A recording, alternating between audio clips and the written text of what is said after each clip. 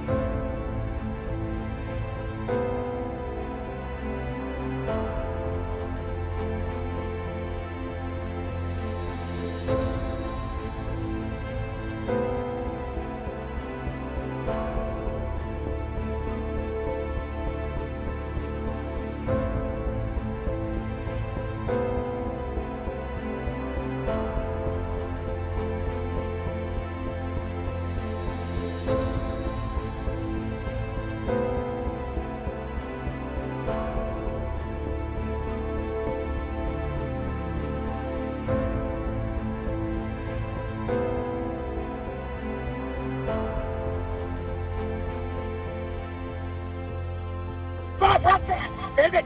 Stop! Grab it! Sir, hello, sir.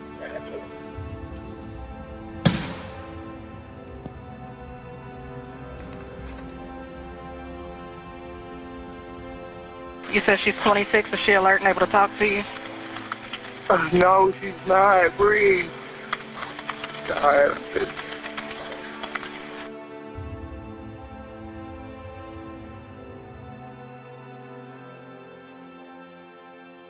So I think the difficulty as a white person about talking about race and that reluctancy comes from the idea that subconsciously a lot of us may realize that we very well do benefit from a system while others don't. And so discussing that becomes a bit worrisome for some folks as you realize that addressing that system means changes to the system, means changes to one's own future. Yeah, I think there are all kinds of reasons why race is difficult to talk about. Specifically for white people, I think it hurts sometimes to have to recognize that we hold biases, that there are injustices. That's just hard to deal with. I think there's an element of shame that makes people not want to bring it up. But I also think that as white people, often we individualize racism. We kind of think about, I've heard people say, and I'm sure I've thought along these lines as well, like, I never held slaves, my family didn't hold slaves. I had friends, my very first friend in kindergarten was a black boy who was so dear to me. And so we tend to feel like I'm not racist. I like all different kinds of people, and not realize the whole system that we're a part of continuing, that we benefit from a system that was made for white people, that we don't have to think about the color of our skin so often. I think that's difficult for people to see sometimes until they start really digging in. I think we don't learn it in history class growing up. And I think until we're confronted, it can be hard to see. And then once we do see it, it feels overwhelming and it feels hard to know where to start to make change. Just getting to the point where we said, we want a child, we want to give someone a loving home, and we don't care at what race or national, anything. We want to be parents and give a child a home, and so it's kind of how we got to that decision where we were open to any possibility. A neighbor said to me last week, I'm gonna cry. She said, "You would never know you didn't give birth to him yourself." So that's Michelle. Yeah. That was the highest compliment I've ever received. So, and I forget it myself sometimes.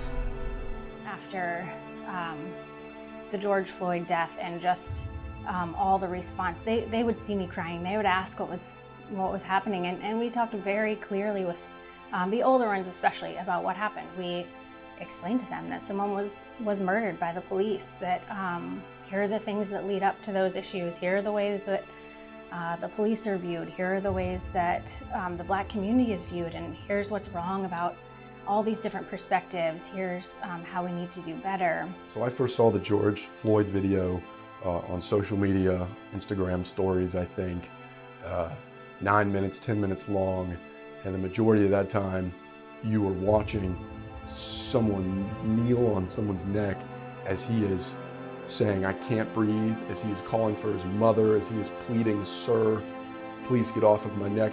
And to watch that was almost at a level that I thought was past brutality. It was at a level that was just inhumane. And it was inhumane for both Officer Chavez to do that, but also for his fellow officers to listen to those cries for help and to not do anything about it.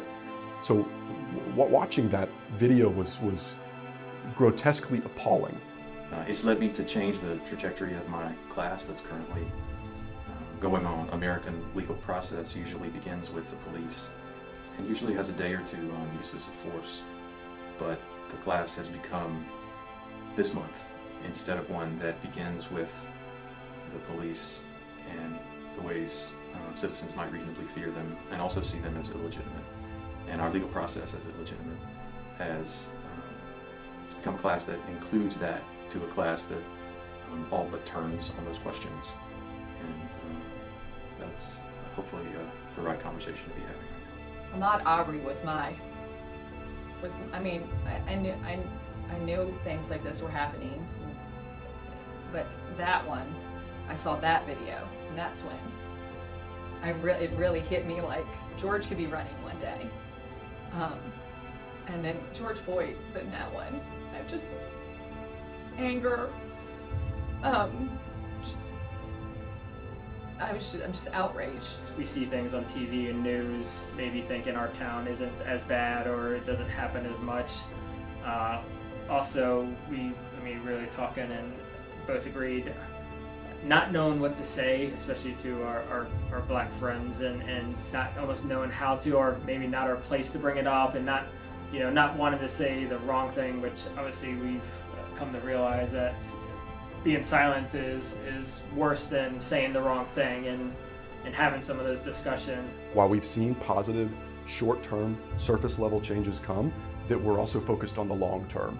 So while we've seen the painting of the street in DC that says Black Lives Matter, while we've seen historically misplaced monuments come down in the last few weeks, we also need to make sure that we are continuing to talk to our representatives, to take our votes to the ballot box, but that we not let this conversation wash away after November, and that we are continuing it thenceforth, because that's when we're going to get to the more systematic changes that we want to see in this country. It's going to take time, but the most important way that I think we can solve or at least address race relations is to start seeing it as a long-term issue that needs addressing.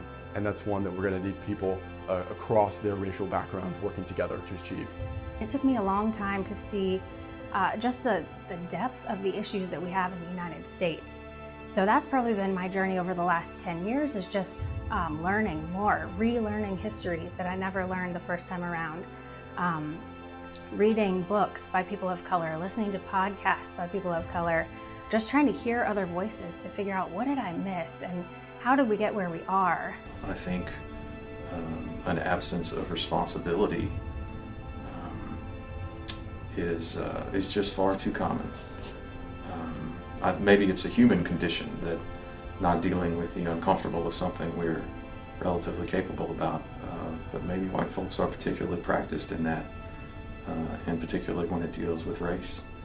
And you might wonder if that's because we know the importance of having the conversations, and we know where the sin resides, and where the responsibility truly belongs, even though we say, as Harriet Mullen tells us, we're not responsible.